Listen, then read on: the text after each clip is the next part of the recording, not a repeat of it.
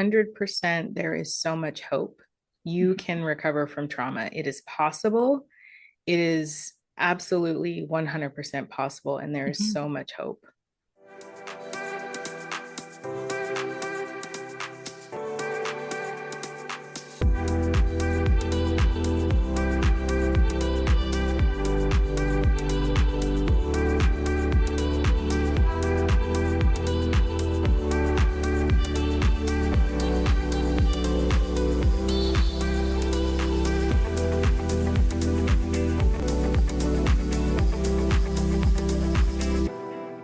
Welcome to the Good Enough Mompreneur Podcast, the go-to space for the resilient women who balance the worlds of motherhood and entrepreneurship. I'm your host, Angela Mashuli, and today's episode is a beacon of strength, guidance, and empowerment.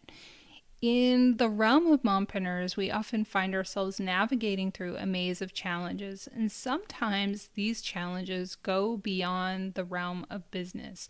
We really focus on the holistic mompreneur on this podcast. And today I'm honored to have a distinguished guest who is here to shed light on an important aspect of our lives, especially mine. And it is healing our trauma. I'm thrilled to introduce Dr. Amy Hoyt, a PhD, a leading expert in trauma recovery and resilience. And Dr. Hoyt is going to bring a wealth of knowledge to listeners today through her experience, offering insights that will resonate deeply with the incredible women I know who tune in to the podcast. And some of the topics that we cover in this episode, which I really think is probably one of my most important episodes, because if you've listened to this podcast for a while, in episode 25 at the end of last year, I really realized how much trauma was affecting my life and my life as an entrepreneur. So it set me on this course to really understand and begin to heal my trauma. So what we discuss in this episode include breaking down the common misconceptions about trauma, understanding how to heal your trauma with a more modern understanding of how to do that. And spoiler alert, one of the important things I've learned is you absolutely cannot heal your trauma without incorporating the body and doing various therapies that help you do that, which includes somatic exercises and more. And Dr. Hoyt will talk about that in this episode. And then navigating the distinctions of PTSD and CPTSD and understanding what trauma really is. Exploring our maladaptive and adaptive behaviors that we've developed because of the trauma we've experienced. And then tips for building resilience and self-awareness, because honestly, healing trauma, most importantly, it begins with just being aware of how it is affecting your life and affecting you.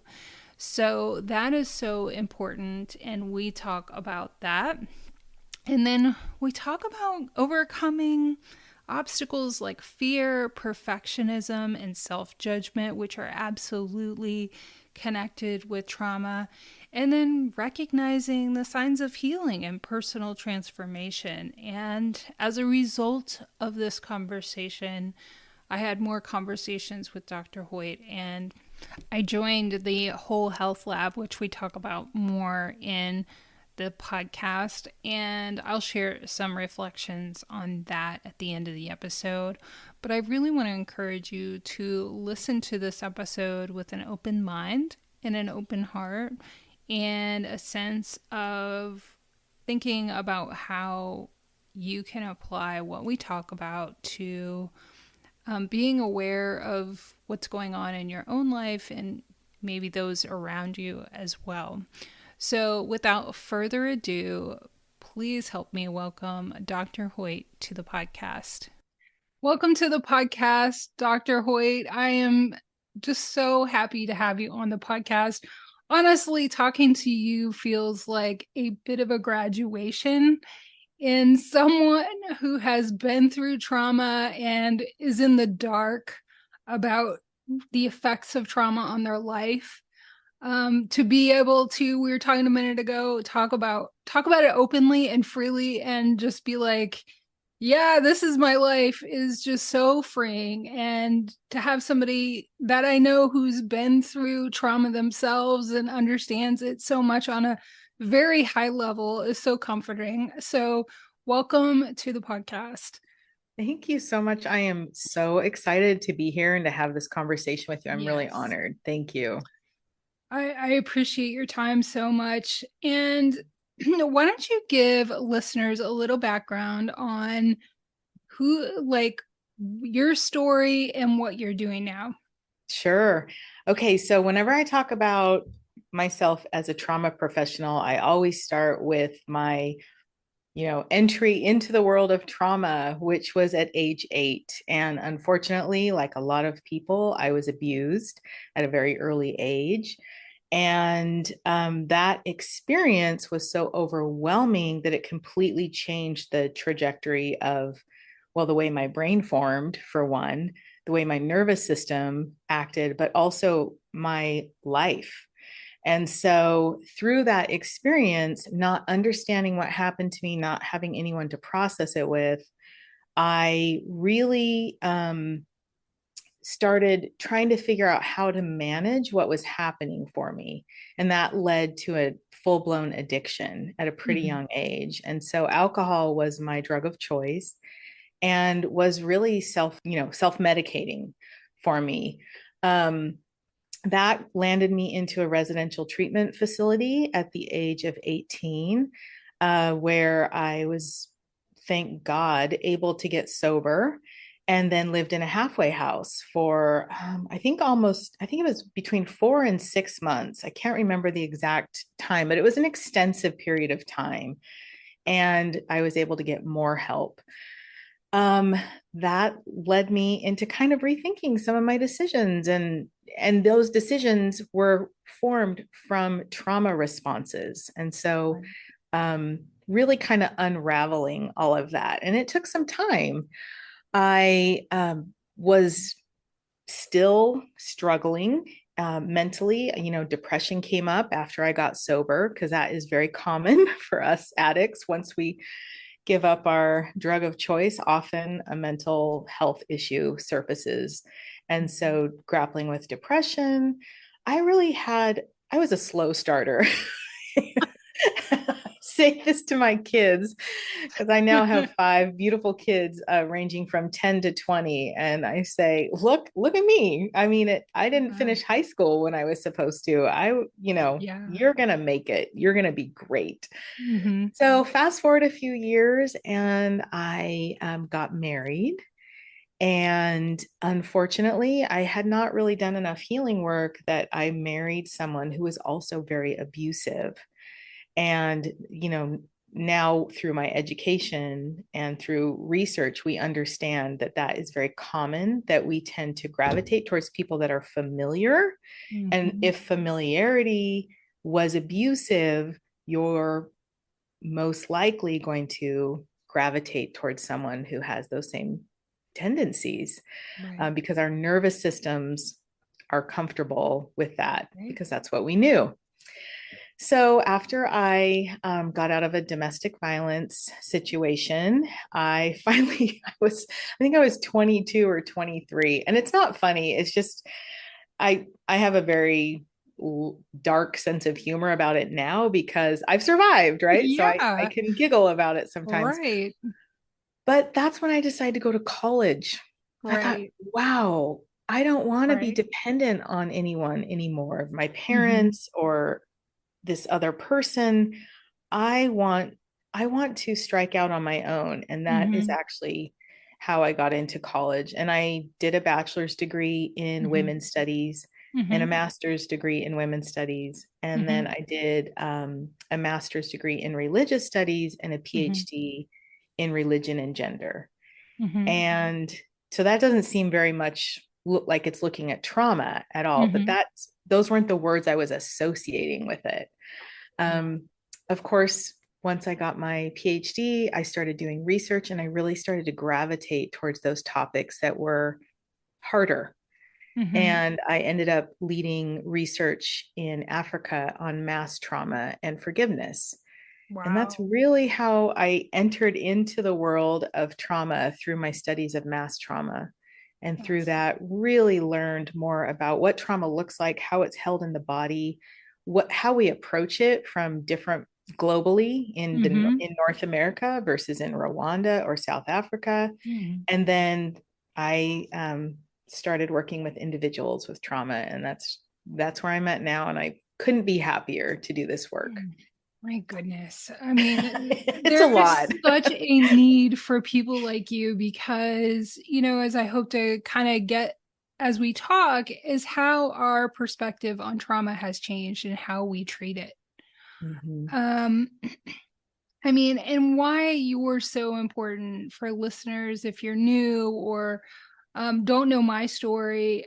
I mean, I had started businesses and everybody would say, oh, starting a business is the best therapy. And I started hitting these roadblocks and I didn't understand why.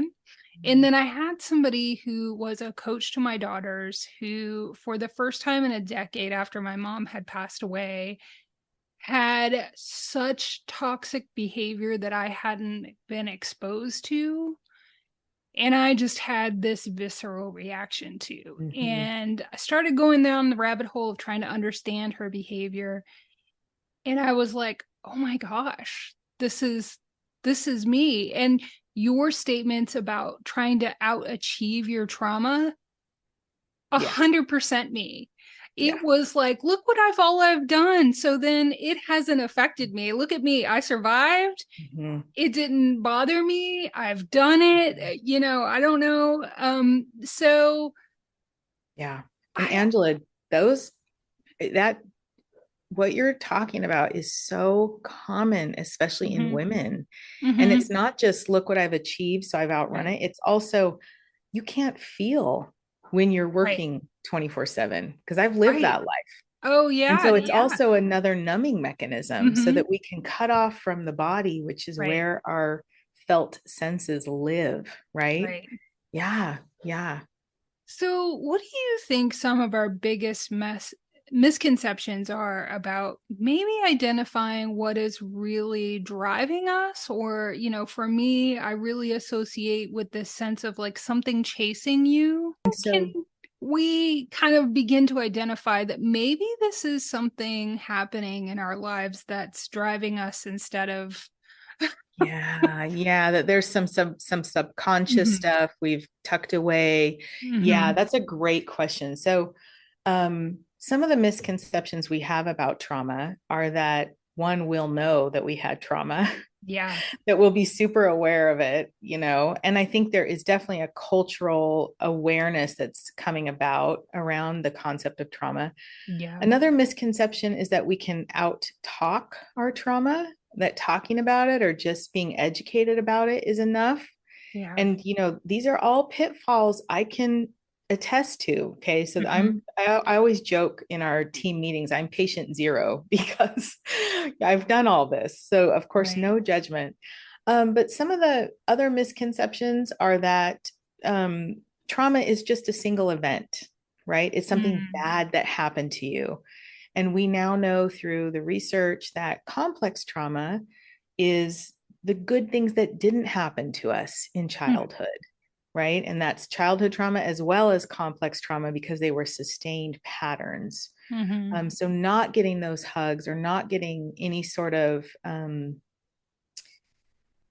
sense of safety Mhm. in the family relationship that was fairly consistent. So we all have our Mhm. bad days as parents. And so Sure. I'm not talking about being raised by perfect parents because there's no such thing. We are all being raised by human parents. But what Mhm. I'm talking about is really disorganized attachment where you're not sure what you're going to get from day in or day out. So you're not getting the good stuff. And when that Mhm. happens, we do go into a fight, flight, freeze, fawn response, which is a trauma response. Right. And when that happens, our prefrontal cortex, the front of our brain that is our wise mind and our logic center, goes offline to preserve resources, and our limbic system kicks in. And for a developing child, that is devastating to your development. Yeah. Because what happens is we can get stuck in that mode.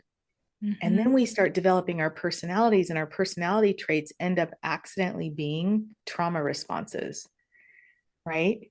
So there's misconceptions about what trauma is and isn't, but essentially I think a really helpful definition is that it's an overwhelming event or pattern that has negatively changed the perception of yourself and the world around you. Yeah. I mean, that just so describes that was my situation. I was parentified at a very young age and in a Yeah. meshed family that you never knew what I would go to school and I didn't know what I was going to come home to, or like Yeah. what was going to happen next. So I became the handler for everybody. Yep. I am I familiar got with it. this I role. can fix this. Yes. Yes. And I thought that was a good quality, but didn't really serve me well. Yeah. And, one of the ways I think about this, Angela, because I have what you're saying is very similar to my experience as a child.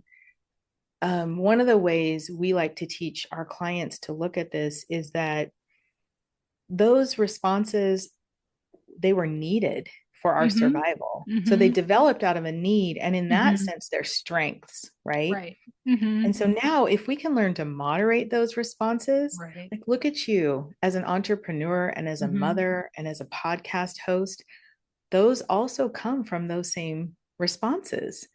And so Right. as we moderate our trauma responses and kind of choose how much we're going to keep and what we're going to let go, those can actually start to serve us in a different way. Oh yeah. Boundaries. I know what boundaries are. I 2 years ago, maybe not. Yeah. Yeah. And so I would love to talk about like what is really helpful for me is giving things a name. And so can you kind of describe along that same line what's like adaptive and maladaptive Those are behavior? great questions. Yeah. Because for me, I think it is so helpful to go, okay, identify and be like, this is not serving me, or this does serve me. Yeah.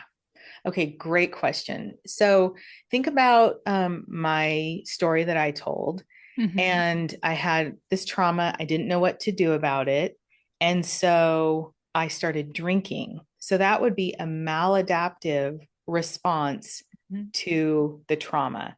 Now, I've learned lots of lessons from that experience of addiction. But if I had had someone in my home who was able to teach me, for instance, breath work, or of course, get me into therapy for one, for abuse, that would have been amazing.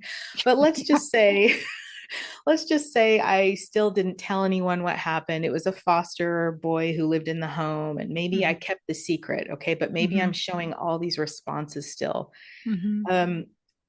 My dream scenario would have been a parent who saw the change in my behavior at 8 years old, from a sweet child to a very aggressive and angry child, and would start asking questions. An adaptive response would be breath work, would be journaling, would be talking to that child about what's going on in your body. Do you feel a pit in your stomach? Do you feel like a burning in a tightness in your chest? What's happening for you? And kind of getting those clues. As an adult, so you've talked about overworking as maybe, or being parentified and kind of being super responsible, right? As one of your traits. So as a child, that got you where you needed to be to survive, right?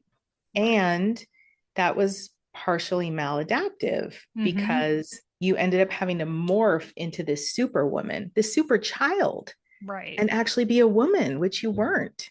Right. So again, as children, it's really difficult for us to know how to choose adaptive behaviors unless we have an adult who is regulating with us and helping us. As adults, we can look at our over drinking mommy wine culture and say, is this serving me, or should I start picking up a yoga class and looking at, reducing my alcohol consumption? So that's kind of the adaptive versus maladaptive. What's going to not harm the organism, i.e., us, Right. additionally, right? And we're going to try for those adaptive responses. Does that Right. help? Oh, no, I think it's fabulous because we just see things as good or bad. And I don't think Yes. that those are really great descriptions. And it doesn't really take into account how it affects us and Yeah. us thinking about ourselves. Yeah. And it So, produces shame when we talk good and bad. It right. produces, it's a moral judgment of our behavior, and our behavior is coming out of trauma. Mm-hmm. And so, again, a lot of subconscious stuff. And so, once we infuse shame into our behavior, it's Mm-hmm. very difficult to change. So, I love that you're bringing this That's a up great because point. we can move away from the good and bad behavior Mm-hmm. and talk about adaptive and maladaptive. And it kind of takes that shame and that judgment out of it. That's so needed. When you're trying to heal yourself and Yeah. we're our own worst judgers. I don't know. We are, I We're know just that like inner the critic. worst. That inner critic is so strong, especially for those of Right. us with complex trauma. Absolutely. Yeah. And so I know that you could write books on this, but I imagine that listeners might be asking, what's the difference between like a trauma of like little T trauma, like somebody cut you off in traffic, and a big T trauma? And then what makes it complex? Is there like Mm, great a question. quick kind of like Yep. summary you can help us understand what Yeah. So little T trauma would be a small event, and it would probably be more than being cut off in traffic. Maybe like a minor fender bender where you have a nervous mm, system response, a fight mm-hmm, flight response. But in general, it's not completely taking over your life and not mm-hmm, completely altering the way you perceive yourself and the world. mm-hmm, Big T trauma, like I said, I already gave the definition of that, any mm-hmm, event or pattern that's going to negatively impact your perception mm-hmm, of yourself and the world, as well as overwhelm you in your mm-hmm, ability to cope. Complex trauma is a pattern. So instead of a single event, it's a pattern that is over time. And you can see it, you mainly see it in childhood, but you can also see it in narcissistic relationships, abusive relationships, where those traumas just keep coming. It's a mm, whole pattern, and one builds on another. It's really mm-hmm, destabilizing. Yeah. mm, yes. So let's say somebody's listening and they're going, okay, this is starting to sound familiar. This is resonating with them, but they're not sure if maybe trauma is affecting them or not. And what is really interesting to me is in the ways that we can be exhibiting maladaptive ways of coping with our trauma that fly under the radar. Like, I Yeah. know, I mean, your social media listeners follow Dr. Hoyt. I mean, it's so good. And I Yeah. remember one post that hit me so hard. It was that, you can do all the big things, but you can't find your keys, and that's the straw that breaks the camel's back. Yeah. I mean, Mhm. it's the little things that you don't see that are happening. Yeah. Yeah. I think what you're referring to is really how trauma shows up in our daily life. Right. So it happened a while ago, right? Or maybe Right. you're recently divorced from a narcissist, but the trauma is typically in the past, Mm-hmm. but it shows up in our daily lives by losing our crap with our kids, Mm-hmm. or yelling when we lose our keys, or taking it out on our partner. That's how it shows up. Yeah. And really, what that's about is a nervous system that is dysregulated. Mm-hmm. And if you think about essentially what we have to do in order to really start to manage that, is we have to develop what's called an internal locus of control. Mm-hmm. What that means is we have to realize that we are in charge of regulating ourselves. No one else can do it for us. And it is so doable, but it Yeah. takes time. And Mm-hmm. this is why the forefront of trauma is somatic work, which is body work, and it's working Mm-hmm. with the nervous system, Mm-hmm. because that's how it shows up. It shows up with me. Sometimes it's a thought that's in the back of my head. I don't even realize it's there. And all of Mm-hmm. a sudden, I'm making dinner, and one of the kids comes in, and I'm short with them. Mm-hmm. And it just comes out of nowhere. And Mm-hmm. I'm shocked that that's how I responded to them. And then I Mm-hmm. have to apologize. And then Mm-hmm. I have to backtrack and go, what is happening? And that's how trauma shows up. It shows Mm-hmm. up in our present day as almost like an imprint of the Mm-hmm. past, but it's in our micro behaviors, Mm-hmm. if you will.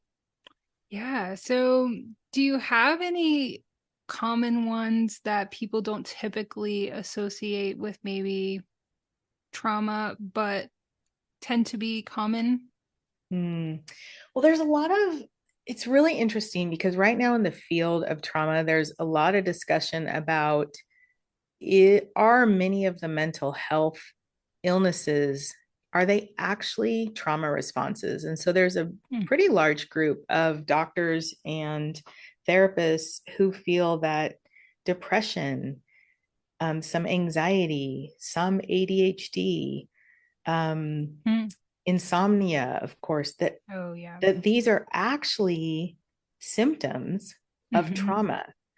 Now, that hasn't been Mm-hmm. adopted in the DSM, which is the Mm-hmm. diagnostic manual that is used by psychiatrists and therapists for billing purposes. Mm-hmm. But it's a conversation that's happening. So, what we Mm-hmm. typically see with people who have trauma is an inability to sleep, or a frequently waking up in the night.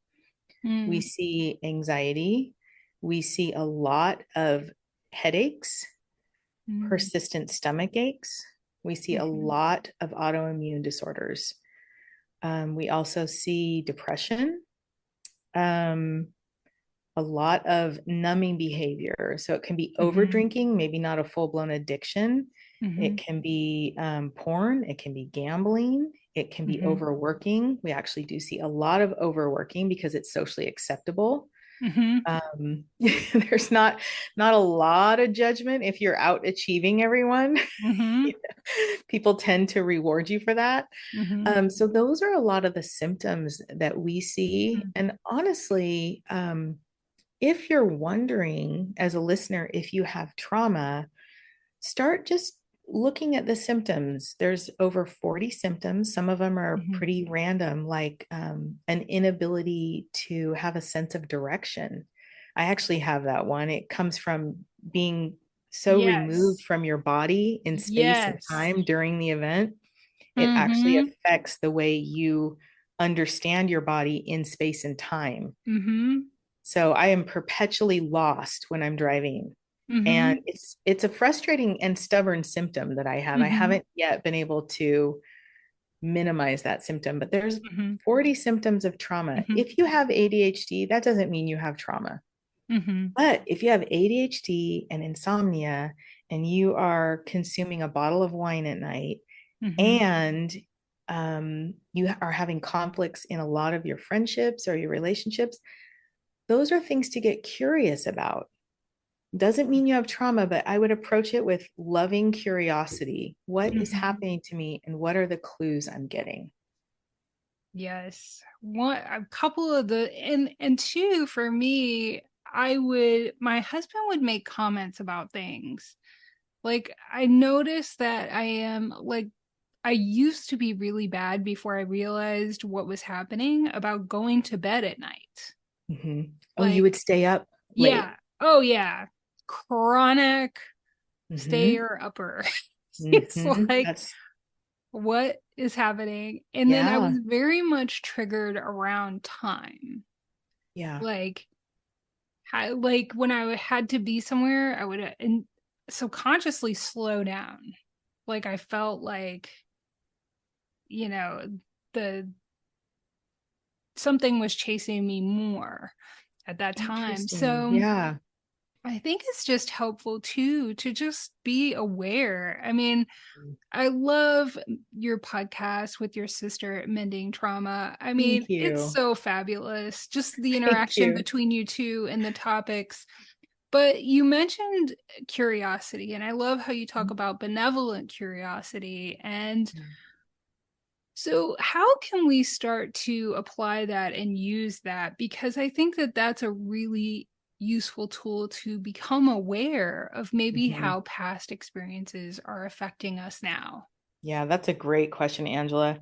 So, benevolent curiosity is a term my sister Lena came up with, and Lena is a licensed marriage and family therapist in the state of California, and my partner in Mending Trauma. And what that is essentially looking at what's happening to us with our felt sensations in our body, our Mm-hmm. thoughts, and our behaviors, Mm-hmm. and asking in a very loving way, huh, that's interesting. I wonder what that's about. Right. Just very lovingly, because we do tend to be very critical of ourselves. So if I yell at one of my kids and all of a sudden go into a shame spiral, Yeah. first of all, I'm not going to be able to repair with them as Mm-hmm. quickly as I need to and want to. And Mm-hmm. second, with that shame, I'm unable to make changes because if I've already gone into shame, I'm actually out of my prefrontal cortex and I'm back in my limbic system. So I'm on survival mode. Mm-hmm. So really, we want to just use loving or benevolent curiosity to understand ourselves. We can do Mm-hmm. it through journaling, we can do it through talking to someone who is safe for us. Mm-hmm. We can do it through just thinking about it. Interesting. Why am I so triggered that she said that? Huh. And that is a very simple and effective start to building awareness. Mm-hmm. Yeah, I mean, that is like what turned my situation around in that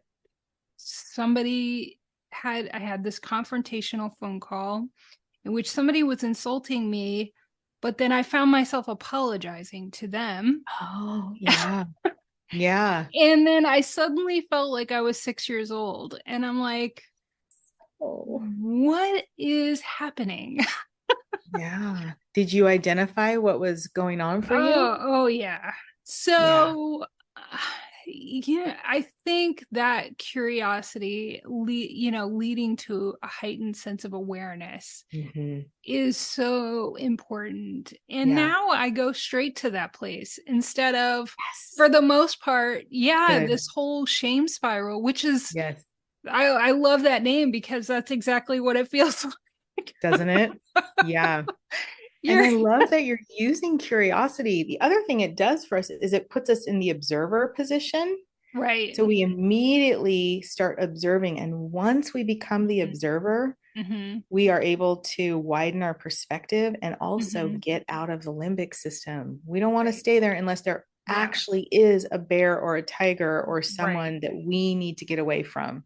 Otherwise, our Mm-hmm. brain is just putting us back in fight or flight prematurely or without a need. Right. Yeah.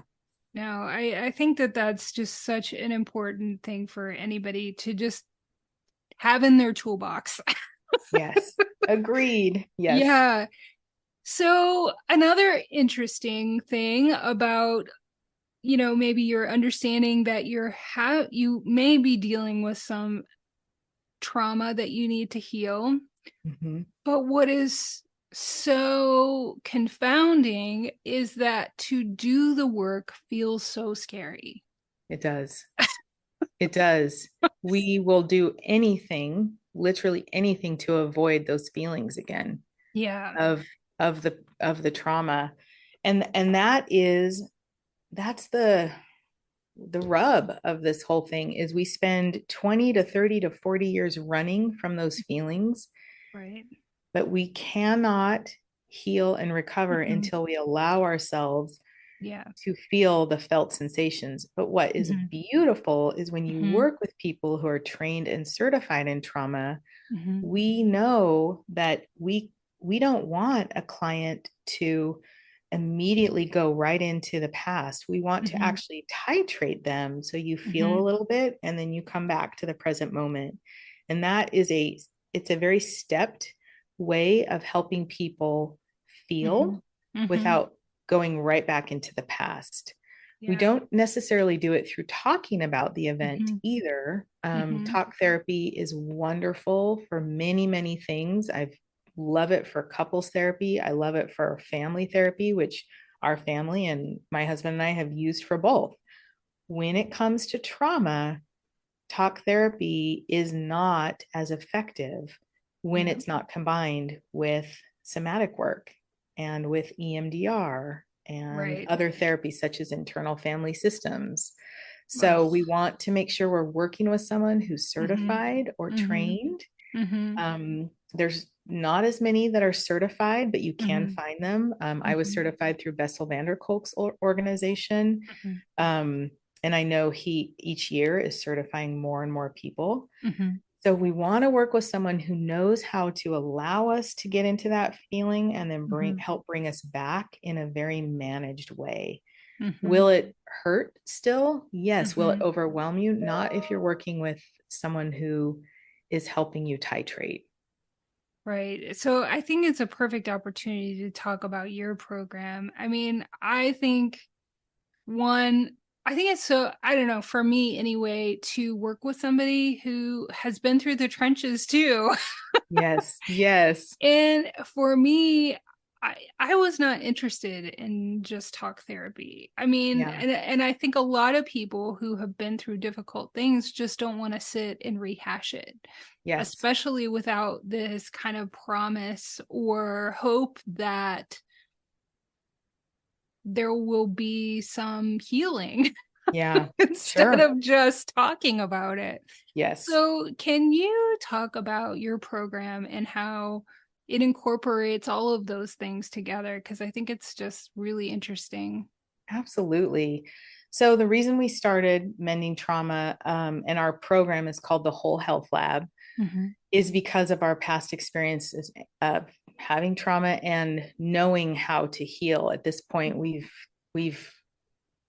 I mean, I am not perfect by any means. It's not like I Mm-hmm. never have a trigger, but it is night and day from even Mm-hmm. 5 years ago. Yeah. So our program really combines the best of what trauma recovery is, in the research. And so we Mm-hmm. do combine nervous system work and somatic therapies. We Mm-hmm. combine EMDR, Mm-hmm. which is the most researched trauma therapy in the world right now. Mm-hmm. We also have just added internal family systems therapy into our program, which is an emerging and very effective way of helping people with trauma. And then Mm-hmm. we have community. So we meet 4 times a month as a community in Mm-hmm. small groups. And then we have educational videos about trauma, which touch on a lot of the topics we're talking about today. And they're short videos, they're between 3 and 7 minutes. So you can Mm-hmm. watch them on your own time, Mm-hmm. with worksheets that you can print out or use a digital copy. Mm-hmm. And then we have in-app messaging with Mm-hmm. the moderators, which are my sisters and I, and some of our other partners and staff members. And so Mm-hmm. it is a really, I'm so proud of it. I'm so honored that I get to walk people through this, and the results have been incredible. We've been Mm-hmm. able to see a reduction in avoidance behaviors within the Mm-hmm. first 30 to 60 days, and even more after 90 days, Mm-hmm. an increase in mood and cognition after 90 days, and a decrease in reactivity and arousal, Mm-hmm. from our members in 90 Mm-hmm. days. So we just feel really excited that Mm-hmm. we get to do this work and Mm-hmm. that it's effective. And we do Mm-hmm. have it, we have a a program for men and a program for women. So it's divided by gender. Oh. Yeah. Yeah. I just think putting something together like that is such a beautiful way to honor everything you've been through. It's like, Feels like a it's, dream, actually. I'm like, I get to do right. this. Yeah, exactly. So we talked about how scary healing can be. Yeah. But can you give people kind of an insight? I love to talk about how certain things feel, because I think we really connect with the description of a feeling or an emotion. Yeah. I can kind of describe what it feels like for me, but can you describe how you can begin to feel differently? Because we don't know any other way. We Mm. don't know what else it is like to feel Mm-hmm. under Mm-hmm. constant perfectionism Yeah, that we put on that's ourselves. And right. so, can you help listeners understand, what's at the end of the tunnel, or Sure. Absolutely. along the Yeah, way, because it is a absolutely. lifetime pursuit, I Yeah. think. And let me just preface by saying feeling numb and not being connected with our body is extremely typical. Mm-hmm. It's also part of Western culture where we have Mm-hmm. that mind body split, which we're Mm-hmm. trying to mend, a lot of us, right? So, as you begin to be curious about what's happening, one of the things we encourage people to do is to slow down and take time to actually sit with your body 2 minutes. It's remarkable the information you can receive if you are still for 2 minutes, Right. still and alone, and you actually just check in. Okay, start from the top of your head. How is it feeling? Is it tight? Is it constricted in any way, or is it relaxed? And then move on to the shoulders and to the chest. And as you go down and just check in, you will start to notice more sensations in your body. Mm-hmm. And what that does is it helps us have that awareness of our body. So when we Mm-hmm. have that awareness of our body, it's easier to actually have that an awareness of our feelings. Excuse me. Right. I often feel anger in my belly or in my chest, right? Mm-hmm. So as soon as I start to feel a clenching of my chest, that's even before I'm like, what's going on? Why are you guys fighting? Or whatever, Mm-hmm. the twins or Mm-hmm. whoever. So I can start to feel it because our body is processing. That's what neuroception is. It's processing our environmental information and other people's nervous systems way before we get the information to our brain. Mm-hmm. And so as we build awareness, we start to identify our feelings easier. And honestly, that's when we start to be able to set boundaries easier, because it's Mm-hmm. really difficult to set boundaries if we don't understand how we feel, right? Right.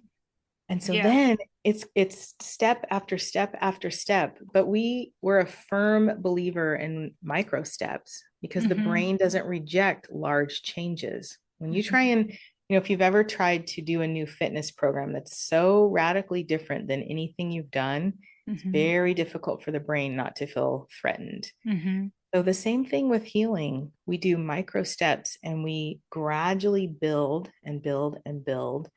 And honestly, once you are aware of your feelings and once you have learned boundaries, and Mm-hmm. you can start the next layer of healing. So Mm-hmm. it is a gradual and it's an unfolding, but Mm-hmm. not in a way that is horrific. Right. Yeah, I mean it is just like you described, it's like night and day. You can't imagine that when you're somebody who Yeah. is Yeah. just so wrapped in doing Yes. everything perfect and putting yourself on all this pressure on yourself to be Yeah. there for everyone. Let's say that that's one of your maladaptive behaviors. Yes. So yeah, and I mean, I think too, people really get into this cycle of they think that relationships are supposed to be combative, but Right. That's a great point. So looking at the level of conflict in your relationships and getting Yeah, curious about that. It's a right. wonderful point. Yeah. Yeah, and it's you know, you think it's just the other person or but really, you know, it the saying is it takes two to tango. You know, Mhm. no matter what's going on, there we Mhm. have a part in it. And so I just love taking that radical responsibility, just like you Yeah. said. It's just, you know, Yeah. nobody's going to come save you, or, you know, there Right. is another way you can feel, which I think is a totally other radical concept when you've just been feeling numb your whole life or, Yeah. um, so I think it's just so powerful. Thank Um, you. oh man, I could talk to you forever.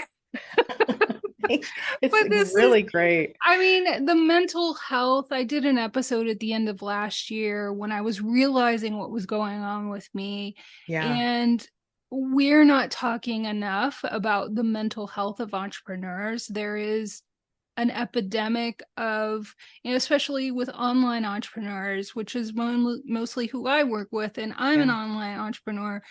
And you can really feel lonely and not really understand and kind of have the blinders on what may Yeah. be a hurdle in your business. You're not knowing why you're not growing, or you don't have the courage to do something like maybe talk about your business even, or Yeah. have self-confidence to do that.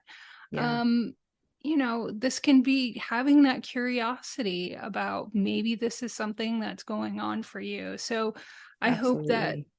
this is a conversation is an internal conversation starter for people. Yes. Well, entrepreneurship is so isolating. And that drive we have for safety is followed up by our second strongest drive, which is for connection. And Right, so the online space is wonderful, but some of right, us, especially if we're overworking and we're entrepreneurs right, online, right. we have to make that time and Hmm. make sure we're actually having connection and creating those Right, meaningful connections where we can get right. our needs met as well. It's really difficult. I It love that you're is. bringing that up.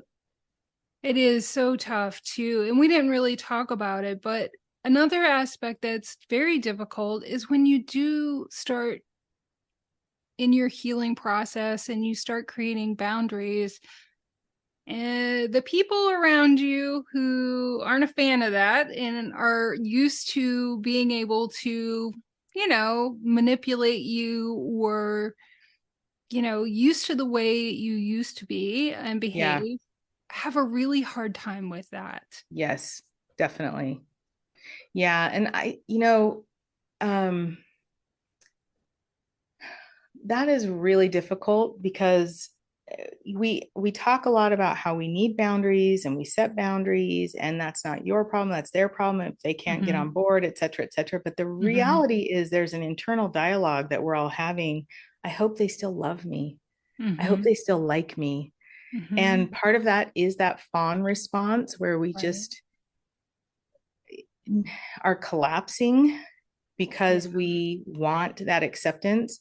And so one of the ways that I've dealt with that in my own life, because I'm not immune to this either, Mm-hmm. is to work on strengthening that internal locus of control that I talked Mm-hmm. about. And I do that through different ways, including somatic work. And, I still do EMDR and I still participate in internal family systems. I'm still doing my work Mm-hmm. because things come up and it's hard Right. to maintain boundaries. Absolutely. It Yeah. really is. It is. And you just gonna have to have that sense of self and self-love that is above the people pleasing and the external validation and all of those things that feel good in the instant, but you know, in your gut, you really wish you would be able to say what you want to say or create Yeah. those boundaries. Yeah. Um, And I would so, say do something, do a small step, a small, this is mhm, always a great way to kind of tiptoe into it. mhm, Create a smaller boundary. Mm-hmm. and see how Mm-hmm. it feels, Mm-hmm. and see what the consequences of that boundary are, and kind of Mm-hmm. get curious about that, and do it in a smaller way, and kind of gather information. How did this go? Did this client, was that acceptable? Was that not acceptable? Mm-hmm. um, and how do I feel about the possibility of upsetting someone? Mm-hmm. And then why? What is that connected to in my past? So for me, it's always connected to Yeah. another event, an early event, Oh, yeah. right? Yes, it is. Well, I highly recommend our listeners check out the podcast for more. I mean, we could talk out forever, but I mean, you guys do such a great job in talking about so many helpful topics. And so definitely do that. But if there was a message that you want listeners to walk away with from this conversation, if they could just hold on to one thing, what would you say that would be? 100%, there is so much hope. You can recover from trauma. It is possible. It is absolutely 100% possible. And there is Mhm. so much hope. Yeah, it is. And, it's a journey I wish I would have gone on earlier, but it's really interesting. I think most people would be upset that they had this person in their life that would affected them the way this person affected me. But I am truly grateful because it opened my eyes after Mhm. not feeling like that for a decade, going, oh, Yeah. Yeah. It was a gift. It was it that was. experience. That's really a beautiful way of framing it, Angela. It really was a difficult situation, but I learned so much on the other side of it. But yeah, share with listeners where they can connect with you and be in your space. Absolutely. We are mendingtrauma.com, and we do have a quiz if you're wondering if you have trauma, and it will take you through and look at your possible trauma responses. And then, of course, we have the Mending Trauma podcast on anywhere you can listen to pods, and we're on social media at Mending Trauma. So I'd be honored to have any of your listeners come into our world and say Yeah. hi. I love it. I mean, taking care of my mental health is an integral part of taking care of my business and taking care of myself. So I hope if any this resonates with anybody, they will definitely, reach out to learn more because it's made a world of difference. It's like I'm a whole different person. That's that's really a wonderful, beautiful testimony to doing the work. Yeah.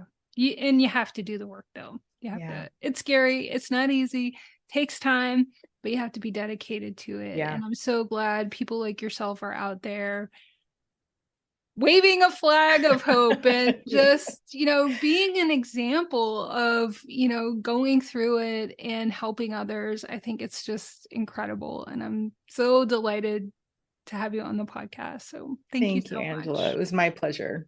Yeah, just thank you. Thank you so much to Dr. Hoyt for being on the podcast. And I am going to leave her contact information and the Mending Trauma team contact information in the show notes. If any of this resonated with you, I invite you to please go to mendingtrauma.com and take their free quiz to determine if maybe trauma is affecting you. And what is so difficult about healing trauma is that your brain really has a great way of protecting you, but because it's protecting you, you also are unaware of how trauma may be affecting you. And there are many types of trauma. There's just not, we tend to undervalue our trauma. Like, as a military spouse, I would only think of like if you went to war or you were in a really severe car accident or had a severe incident happen to you in your life, kind of like on that level, that was the only thing worthy of seeking help to heal your trauma. And that's so not true. And I hope that you glean that from this conversation. But after this conversation, I spoke to Dr. Hoyt more, and I realized that I needed to do additional work on my own trauma. So I joined the Whole Health Lab, and I just really cannot say enough amazing things about it. Within 1 week, everybody's experience is going to vary. What works for people varies. But within a week, it was no less than life-changing. The somatic therapies, the EMDR, the community, and it's separated between men and women. So you really can do it on your own time and work it into your own schedule. I have a very full schedule and a busy family. So the fact that I'm able to incorporate it means anybody can, honestly. And the value that you get as opposed to purchasing individual therapies, which you can also do. You can upgrade to one-on-one sessions or private therapies if you would like to through the program. But it really, the resources, the conversation, being part of a community of people who understand what trauma is like and healing trauma is like, it's really been life-changing. So I can't recommend it enough. Please feel free to reach out to the Mending Trauma team if you have any other questions that maybe I can answer on my experience. Please let me know. I'd be happy to do that as well. And I am so grateful that Dr. Hoyt was on the podcast, and I reached out to her for this conversation. It was really life-changing. So remember, moms, healing is not just a destination. It truly is a journey. And as you navigate your unique path, I encourage you to embrace the strength within, cultivate resilience, and celebrate victories big and small. If you found today's episode helpful, please subscribe, rate, and leave a review. It means so much. Your feedback fuels our mission to bring you meaningful conversations like this one and expert guidance on your mompreneurial journey. A special thank you to Dr. Hoyt again for gracing us with her wisdom and expertise. You can connect with her and access additional resources through the links in the show notes. As always, we'd love to hear from you. Share your takeaways, insights, or even your personal stories on social media if you feel comfortable doing that, and use the hashtag Good Enough Mompreneur. So let's continue supporting and inspiring each other. Until next time, remember you are not alone. You are enough and you are thriving. So keep embracing the journey, mompreneurs. This is your host, Angela Mishuli, signing off from another episode of the Good Enough Mompreneur Podcast. I cannot wait to talk to you next time. Bye.